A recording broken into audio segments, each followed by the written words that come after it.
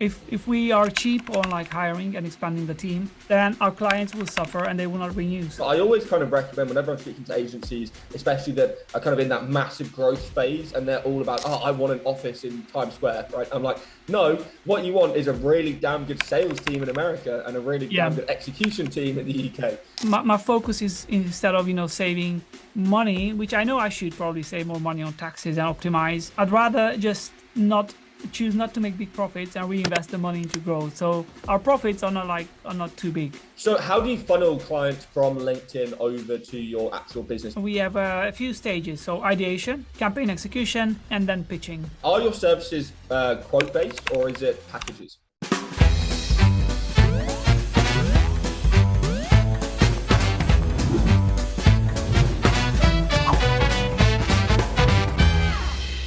Hey guys, and welcome back to the channel and welcome back to another episode where I'll be interviewing SEO entrepreneurs and experts from around the world. In today's episode, you'll have someone that's already familiar with the channel because his face has been on the last few videos that have been uploaded already, because he has ended up sponsoring the channel because of the absolute massive success that his digital PR agency has seen recently. Please welcome to the channel, Fery Kaszoni, ladies and gentlemen. Charles and everyone, it's a pleasure to be here. I'm really pumped. Awesome. I appreciate you coming on. Awesome, man. I really appreciate you coming on. I know it's very early in the morning for you, ready? Well, 9 o'clock. But yeah, I would say it's early, Monday morning, especially. Yeah, exactly. I'm hoping your first meeting of the day then. Yeah, it is. It is. I've literally jumped out of my car, made my coffee, and jumped into the podcast. Boom. Boom. Let's start it then. So how did you get started in SEO before you kind of got started with digital PR? I had a Blogspot blog. You might remember the old, Blogspots that actually used to rank.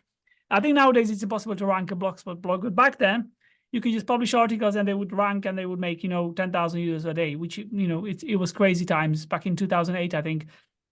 And I posted an article about, I didn't even know about SEO back then.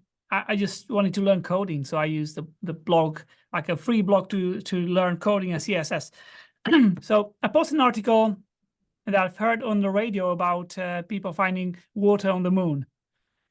And I go back to work. I was, I had like a full-time job. And in the evening, I checked the stats in like the Blogspot's dashboard. And it was like, I think it was like 10,000 or 20,000 people had seen my article.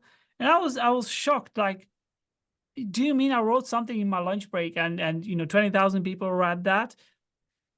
And I realized it was because it ranked in top 3 for people searching for like water on the moon, because it broke out all over, like everywhere in the news, on TV, radio, everyone was talking about it, but the web was not writing about it as as fast. They were just catching up with the TV and media. And I said, this is crazy. I was hooked. I need to do more of this. And I started researching how do you post, how do you rank on Google. And then I wanted to rank more and more and more. It was almost like a a chase for dopamine, right? When something good happens, then you're like exhilarated, and that's what I wanted to keep on having. And I think that's what we as SEOs are chasing. We are chasing, better ranking, so that we feel better. It's almost like your body needs to produce the hormones of like top 3, that get generated when you rank top 3, and that's where I was hooked. And then I started translating, because I was back in Romania back then, and I started translating howstuffworks.com articles into Romanian, and my articles that I wrote in Romanian ranked, top on Google, and that was crazy. It was like free content ideas. I translated them like myself, and they were ranking. And I said, this is brilliant, and I put some AdSense ads on it. I started making like $5 a month, and I was like, this is crazy. You can actually make money online. For me, it was a big myth back then, like making money online without like working. Like, this is crazy. It's impossible. But I found out to not to be impossible. So that's where I was like hooked into the world of SEO. So I can unlock the opportunity for you and things, and that's kind of gave you that vision. It opened up a new world, a new universe, a new magnificent universe where the limits are non-existent. Wow, amazing. So how did you kind of transition out of SEO and into digital PR? Were there any kind of big fears at the time when you were moving from an SEO agency to a digital PR agency? And how did you go about with that original plan? It was the scariest period of my life. It was back in 2021. So until 2020, I had my full-time, company, I would say, because I was doing part-time before, but the full-time adventure of search intelligence started in 2017. And from there, I started doing, software development, because I'm, a software developer. I can build, even mobile apps. I started doing software development, and then, and I found out that the websites I built, they needed content. And they asked me, hey, can you write some content? I said, yeah, of course, I can write content. And I wrote some content. It was great at the beginning, but then I became better at it. And then people were like, oh, okay, we need some links as well. Yeah, of course, let's do some links. And then let's do, audits. So initially I started with audits as well. Like that was the biggest part of my, initial day in the life of a wannabe, SEO expert. But the audits actually helped me, gain knowledge in SEO. And then I was doing that until 2021, when I said, I've seen these agencies, Rise at 7 and Reboot Online and all the other agencies really going crazy with digital PR. And I wanted to, have those great links, like having links in like, The Guardian and Daily Express and New York Post. Like, this is crazy. We have to figure it out somehow. And then I said, the only way to actually figure this out is if we really cut down everything else and invest all the resources, all the knowledge of all the brain power of the company's employees into digital PR. So it was in 2021 when we said we're going to stop doing any software development work for our clients, any technical SEO, because that's what we are doing, any content creation, any guest post link building. We're doing them. I mean, I'm a big fan of guest posts. If done right, they can work.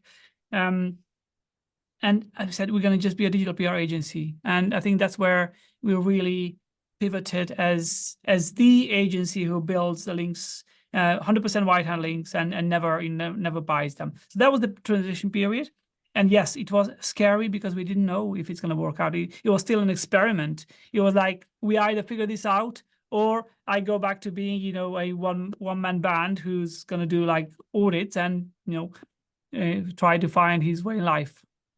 And now we have nearly 80 people, right? Yeah, we probably have more than if you count the whole dev team and everything. I think we have over 80. Every week we are hiring now 2 or 3 new people.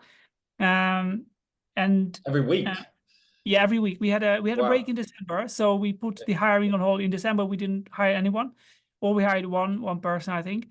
But then the campaigns started, the orders started coming in more and more without adding new people into the equation, right? So we are now catching up. We wanna be 140 people by the end of June, hopefully.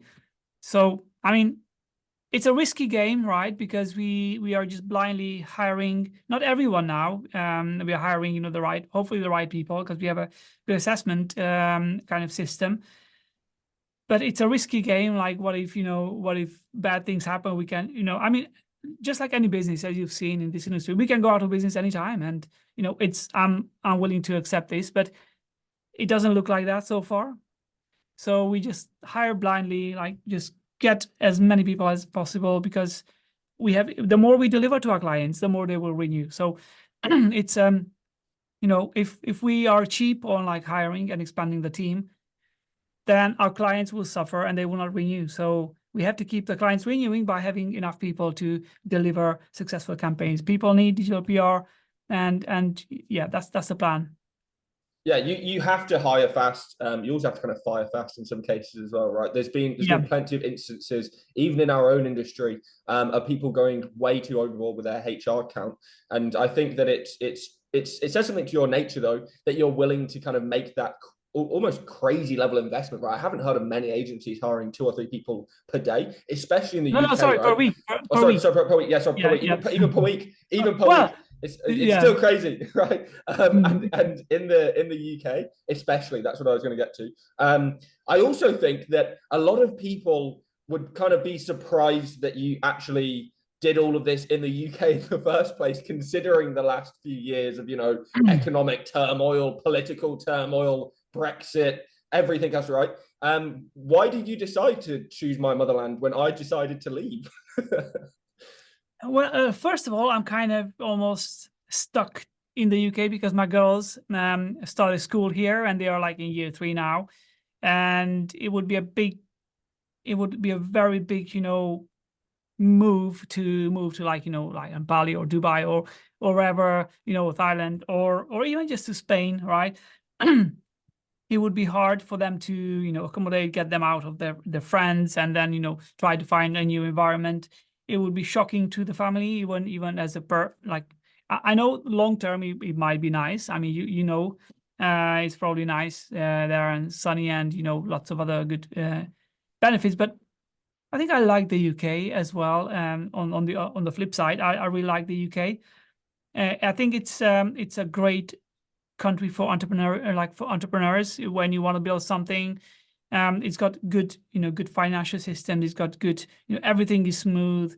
With Stripe, even with Stripe verification, everything is like when for a company, I think the UK is great. Yeah, the taxes are high, but my focus is, instead of saving money, which I know I should probably save more money on taxes and optimize, I'd rather just choose not to make big profits and reinvest the money into growth. So our profits are not too big because we push all the money back into R&D, we push all the money back into our team members and just to grow the company. So for now, I'd rather make less profits in the UK and hire here, because I think for media, for journalism, you need native people from the UK who understand the news from the inside. I mean, I don't want to say it's impossible to hire from Nepal or the Philippines, right, and have success. I mean, that's probably possible, but for us, we feel like it has worked out the best to be in the UK, hire people who already understand the media landscape, understand the pop culture, and understand how journalists think, and that's why we have chosen to go through this system. Yeah, it makes sense. And like I said, R&D is a massive kind of tax saver once you start developing that. And if you're hiring, there's a bunch of schemes and things in the UK for companies that are hiring en masse, like you guys are. I also do think that there's also something to be said about time zones as well. When you are in a media and PR based kind of situation, the UK is really good because you can kind of cover the whole of Asia, you can cover the whole of Europe and America from that basis. As well, yeah. Exactly, within the 9 to 5 window of being in the UK. So you can get the whole kind of coverage without actually having to have multiple offices in different kind of time zones and things like, which makes it absolutely. I've seen many agencies going to having offices in America, having offices here. For now, if I would do it, it would only be just for me to feel proud that we have a base in America. But we don't need to have as we don't necessarily need to have an office in America to serve America. And as you said, the time zone is really helpful with this. We have the send scheduled for for America, and the team members are still online if they get a message from a journalist. So yeah, I think it's quite good. Yeah. And now for a quick message from our sponsor, Search Intelligence. If you're looking for digital PR campaigns, what you're about to see should impress you.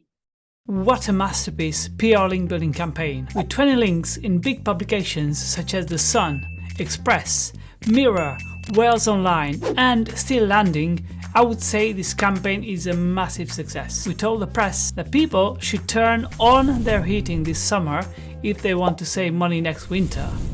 And we landed over 20 links in national and regional UK publications for our boiler client. That's crazy. The campaign hook was pretty clever. It is a known fact, at least in the boiler trade, that if you keep your boiler off for many months, it might rust and it might get you into trouble if you keep it turned off from spring to next winter. We therefore advise the press, with an expert commentary piece, on behalf of our boiler client, that people should turn on their boilers this summer just when the heat wave is in full swing. This way they can avoid a boiler failure next winter and save money. Massive publications picked up our story, including The Sun, Express, Mirror, Wales Online, and a few more dozen publications, giving our client links, lots of links, and lots of happiness hormones. No wonder that so many journalists covered our story, as this headline is a massive link magnet to their audience. This case study highlights the fact that a clever hook can be applied to any insight or story to make a campaign more successful and more compelling to journalists. Can you imagine when people see this headline in the news, "You should turn on your boiler this summer"? There's no way they would not click on it. I would click on it. So this was the hook, and this is why this campaign was so successful. I hope this video inspires and shows you what's possible with a clever hook. There's something to be said about the kind of rates that you can charge in America versus the employees that you can kind of get in the UK, right? So you can kind of have those large American clients whilst having a work base that is significantly cheaper than running it in America. So I always kind of recommend, whenever I'm speaking to agencies, especially that are kind of in that massive growth phase and they're all about, oh, I want an office in Times Square, right? I'm like, no, what you want is a really damn good sales team in America and a really damn good execution team in the UK. And that'll serve you amazingly. Exactly. Get, like, serve the clients from America, but with the UK team, which, as you said, yes, they like, probably the workforce is slightly cheaper here. I'm not sure whether it's a lot cheaper, but I think it is. I know some SEO roles, even like for SEO, there's like double the salary or even more than for UK team members. But yeah, I think it's a good thing to have the base here, like the team members here, and then serve global clients. It's something that worked really well for us. Yeah, 100%. So you also said that you got a lot of your clients through LinkedIn. How did you go about growing LinkedIn in the first place to be able to get that kind of lead flow from LinkedIn? Initially, when I was very small, I just wanted to connect with lots of SEOs. So I literally spent, in 2018, 2019, I just went through LinkedIn. I said, let's see who are, SEO people, and I'm going to connect with them. I'm going to, see their posts, what they post about, but then they will also see my posts. And it was a good system. I think most of the, LinkedIn influencers have done that back then, when you had like a 2,000 per day limit of, connections or something like that. And that's how I grew to, like, I know, 10,000, 10,000 or something, 15,000 followers. And then from there, we started growing more naturally, more organically. I just posted case studies, interesting. I just posted things that I find interesting. Whenever I found an interesting website that, they bought an expired domain, redirected it, and then exploded, and then I just posted about, hey, look, this is crazy. Look how, look what traffic boost they got from this, redirect alone. Or if something, if a website dropped, then, I kind of shared my opinion. Oh, I think this is why the website dropped. I always went in and shared things that I find interesting. I have a friend who's got a network of like 30 websites. They're all like calculators and tools online, and he makes like a lot of money with those. And we always, share things between each other, like, oh, have you seen this, trend? Have you seen this thing? And whenever I feel that, he's excited about what I share, I said, this is a LinkedIn post. Let me just share this with the LinkedIn SEOs as well, who by the way are the same people as you, my friend. So I always, kind of, we bounce ideas between each other. And if any of us gets excited by that, by that little case study or insight, just post it on social, because other people will be the same excited about it. That's kind of my philosophy. Yeah, find like-minded individuals by posting kind of what gets you excited in the first place. That's also kind of what I've been doing as well, in the same sense, where I just post PowerShell SEO all the time on Twitter and stuff. And a lot of people don't like me for it, because I'm posting what's working. But again, that's the whole kind of thing. If it works and it's in the SERPs, and that's our job, to kind of analyze the SERPs and be in the SERPs, then you can't really complain about it. Absolutely. I'm always like, when people are like, oh yeah, but you're like manipulating Google. Well, that's what we do, like as SEOs. We always try to find the things that work, right? So, I mean, if it's not your fault that it works, it's Google's fault for having a system that enables that thing to work, right? So, like, don't blame, right? Don't blame the player. Blame like the company who made the rules, right? Don't hate the player, hate Just the game, kind of highlight. thing. Yeah, indeed. I'm Yeah. always, with Jake Ward, like Jake Ward got like lots of hate because of like hijacking, The SEO Google. heist. Yeah, the SEO high is like, come on, man, that guy is, I think he was a genius. He found a loophole. Why not? Right? Give hate to Google, who enabled that thing to work.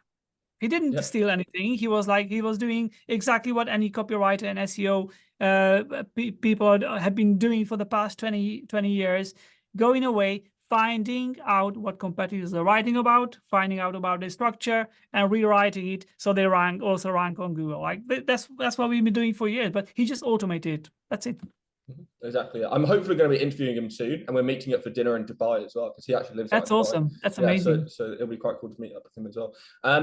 So how do you funnel clients from LinkedIn over to your actual business? Are you using like DMs? Is it, some people use the cover banner in their LinkedIn profile and just have like a big call to action there. What are you doing to kind of funnel people over from LinkedIn to your actual services? I'm actually doing the reverse. I'm almost like, I'm almost like, I don't want to say ignoring people, but it takes a lot of time to get back to them. So I never DM anyone. I never say, oh, I've got this, thing. Do you want to buy from us?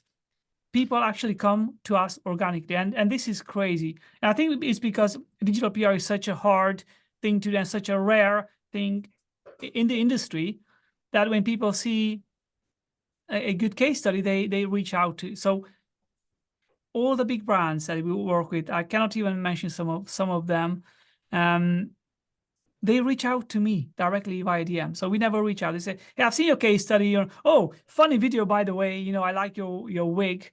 Can we also be part of your case study posts in the future? We'd like to work with you, right?" So they see what we do, and I think because I share everything authentically, like, hey, these are the links that we earned, and this is exactly how we've done it. It's fully transparent, and you can do this with digital PR because it's not like guest posts. With guest posts, you don't want to do that, right? Because everyone will call you out, and I would never do that with guest posts. But with digital PR, it's all authentic. It's all there, and people they see exactly what they can get if they work with us, right? So they reach out to us. So I'm not even thinking of like funnel.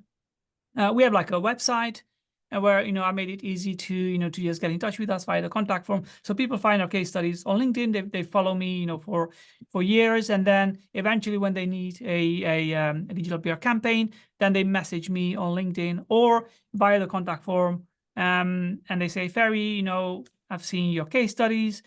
We want the same. That's all the funnel that is. Of course, we do sponsorships and everything, but the main channel is is LinkedIn. I think the sponsorships are just kind of reinforcing what's already kind of being created with LinkedIn. So LinkedIn is like the main thing, and then we, of course we sponsor a few podcasts, but those are just reinforcing the main pillar of like LinkedIn kind of audience. Yeah, it's kind of two things. So like reinforcing your brand so that you're just getting even to the point where it might actually reinforce your brand with user engagement signals and all sorts of things to do with the algorithm where you actually get more beneficial from that way. Indeed. And also you have more of a power dynamic where people are coming to you rather than you're trying to kind of do the hot outreach or the cold outreach, whatever, to try and go out to people. All your clients seem to be inbound rather than you doing any sort of outbound marketing and things to get them, which is a really big power dynamic when it comes to sales calls and conversions and things like that. So it's a really big thing for agencies. I think it is power, and it is very powerful to to have a good brand recognition in the industry, because as you said, you have the power balance. Like some big corporate companies request like, oh, can we have like a PowerPoint presentation with like a proposal? I said like, no, we don't do that. If you want, you can book a meeting in my calendar, and I'm going to show you how this works. But we don't do PowerPoints. We don't care about our dogs and our cats in office. And they're like, oh, wait a minute, like do you know who we are? They think like we are this. Do you know who we are? And like, yeah, of course I know who you are, but like we cannot deviate from our process because we have some other leads as well. And at the end of the day, when I show them, like in this other way, instead of being PowerPoint kind of fancy dogs and cats, they really love it. They say, wow, this is crazy, this is different. Like You never send a proposal, you never send anything. It's like showing everything. But it's the power balance that allows us to actually get them to follow our process instead of us having to follow their process.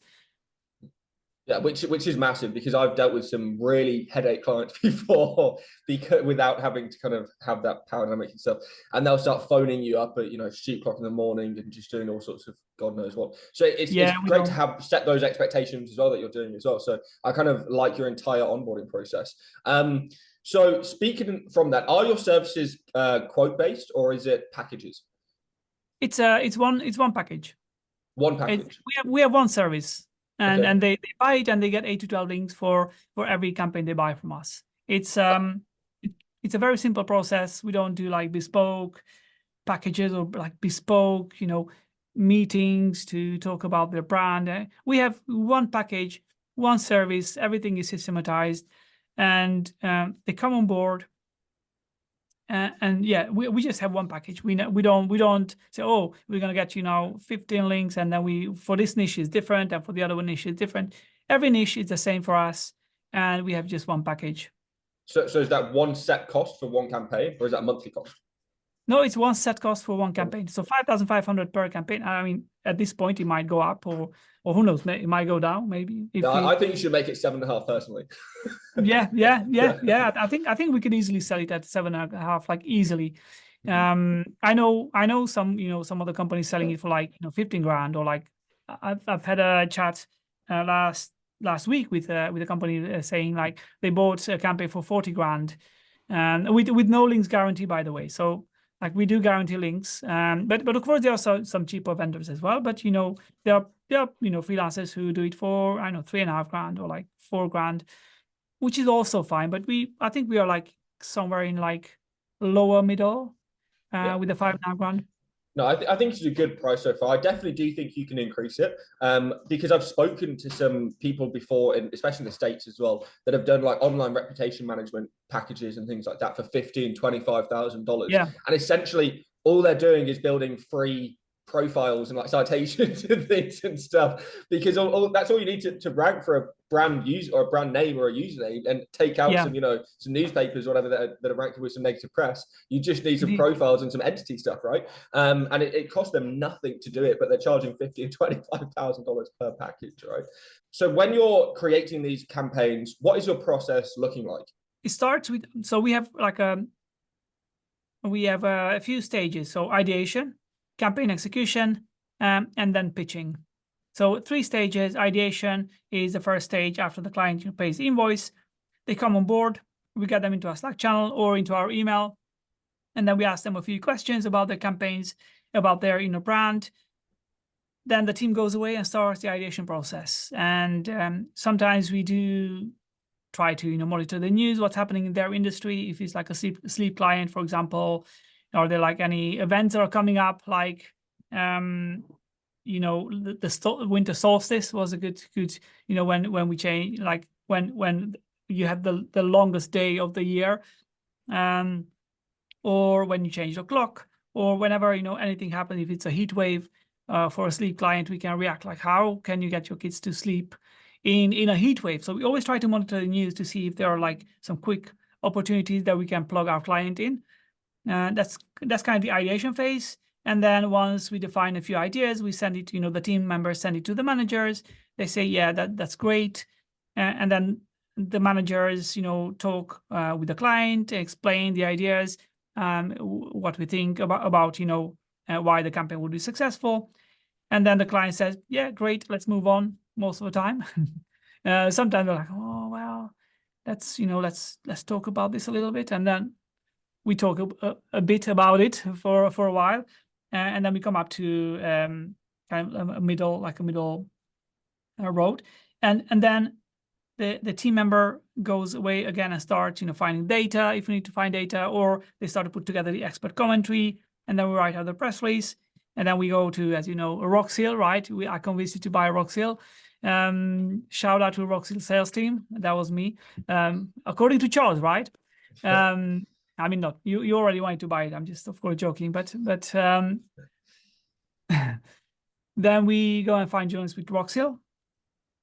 We and then we put the press release in a Roxil and send it out, and we wait. That's how it is. And then if nothing happens, which by the way it can happen, then we try to re-angle it. Even just change the title and then resend it after a week or two, and then try to find some more interesting angles, and we just keep on pitching until we get traction with the campaign. So do you track your previous campaigns from previous clients, and then do you reuse any ideation based on that previous success? Yeah, indeed. I think there's no such thing as original idea. Every idea, like 99% of the ideas have probably been done before by either other agencies or other companies. So we always track, what's working in the industry. And I think that's helpful for the team members to understand, what's most likely to work. So yeah, definitely we track everything in the digital PR world, like everything. So are you using AI in any of your business, or are you looking to use AI going forward? Not using it yet, but we are indeed looking at AI. We have a 7-people software team, and we are very big on the AI future of our operations. We are very, very big. So we really want to enhance everyone's output, everyone's efficiencies with AI, and I know we can do it. We just didn't find the right balance yet of output, like output speed versus quality. So with PR, it's not like you write an article. Like with PR, you talk to a journalist, like a well-versed journalist from the BBC, for example, or from The Guardian.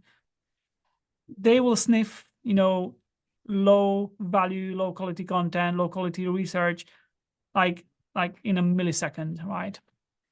So therefore, we are not using AI for any of our writing. Even I can sniff when somebody. I've just reviewed a press release of a guy. He just messaged me on LinkedIn and said, Fery, I'm in big need of to have success with this press release. Can you help me review it? I said, yeah, let's jump on a call, 10 minutes, it's fine. And then when I opened the press release, via the screen share, come on, man, this is ChatGPT. You wanna land links with this? This is anyone can tell it's like ChatGPT BS content. And I was like, oh, okay. Man, I'm being honest. You have to go and rewrite this content with a better quality, output. And yeah, it is very obvious when it's not like a proper journalistic journalistic mindset when you write the press release. But we will, probably find some good uses of AI in our systems and operations, and we are investing heavily into researching how we can get this ball rolling. Well, I'll definitely be interested to maybe interview you in about 12 months from now and see where that ball has gone. Man, I have a whiteboard there. It's got crazy ideas written there with AI, and if we can pull that whiteboard off, if we can pull that off, it's going to be a revolution in the PR world, not just digital PR, but traditional PR as well. So if we keep on going the way we go now, and that's going to happen, then digital PR agencies are going to be irrelevant in the next few months. I mean, after the next few months, if we can pull that off. But that's all I can say now. For now. Well, I wish you the best of luck with it, and I'm looking forward to seeing these results coming to fruition. Digital PR agency will hopefully, that's the idea, will die and not die, will be irrelevant, but then SEO agencies will probably, and link building will thrive even more. We'll see. Yeah. I personally think that SEO agencies anyway should be kind of looking to adopt to becoming SEO agencies and not Google agencies. Yeah. So I'm talking search engine optimization, which means you should be looking at optimizing for TikTok or optimizing for Amazon, especially if you're doing e-commerce and things like that, right? Even eBay, Wayfair, these kind of things where you can optimize for their algorithms internally, and they do have their own algorithms and things. And also they're far easier to optimize those algorithms than they are Google's complicated and half the time kind of nonsensical algorithms these days, which are just ranking God knows what. It's great. I think Google is in trouble with this avalanche of AI content. I think they're like, what the heck is going on? I think they're kind of running around like headless chicken. That's what I think is happening with Google now. But as you said, TikTok, we know, Rider 7 and other agencies are pushing hard with the TikTok. And I think it is, it is kind of a search engine because you do go and search. And I think it's a discover engine. almost like if YouTube is a search engine, which they say is the second largest, then we can perhaps say, yeah, maybe TikTok is also a kind of search engine. Uh, but let's not confuse it with like the SEO kind of oriented, not yet like the Google type of search engine, where I think probably 50% of SEO demand is from SEOs who want to make money with affiliate, and ads, right? So yeah, I think SEO agency should become, like as you said, an SEO agency that optimize for multiple platforms, and I think that's the future. Yeah, I was actually looking at some pretty cool thing the other day, actually, which was kind of a TikTok parasite SEO case study, where a Wow, brand had effectively bought a load of influencers to make videos for a specific hashtag. And then when you went and searched that hashtag, all it was they these dominated. influencers. Exactly, yeah. And that That's hashtag was crazy, then man. taken over. And as soon as that hashtag started taking off, because they knew it was going to, the whole first page for the first few hours, at least, when that hashtag was seeing millions of visibility, is just full Wow, of their man, content. that's So I crazy. think, yeah, I think that it's gonna be an evolution of different types of tactics. But there's definitely gonna be overlaps across the board with kind of stuff. So it's going to be a really interesting year and couple years ahead. I just think things are progressing so quickly that it's kind of mind blowing and pretty hard to keep up for the average person. So yeah, I really appreciate you coming online, Fery, and I think that a lot of people have got a lot out of this. Is there anywhere that people can find you online? Yeah, just search for my name, Fery and then Kaszoni, and you can find me on LinkedIn and on Twitter, on YouTube. I think I have to get my YouTube game on. So YouTube, I'm going to push quite a lot of content this year on YouTube as well. But LinkedIn is my main pillar. That's where you can find me. Okay, I'll link all of them in the description down below. I appreciate you coming on it once again, and I'll see you guys in the next episode. Peace.